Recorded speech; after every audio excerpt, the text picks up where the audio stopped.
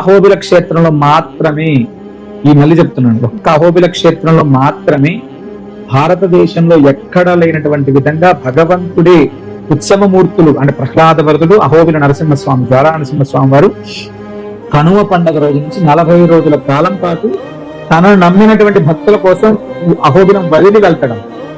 భగవంతుడు తన పెళ్లికి పిలవడం కోసం, అంటే బ్రహ్మోత్సవాలకు పెళ్లికి పిలవడం కోసం భగవంతుడే వెళ్ళేటువంటి అత్యద్భుతమైనటువంటి ఘట్టం పార్వతి.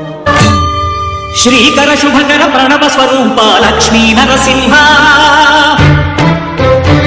14 లోకములన్నీ మొక్కే జ్వాలా నరసింహ.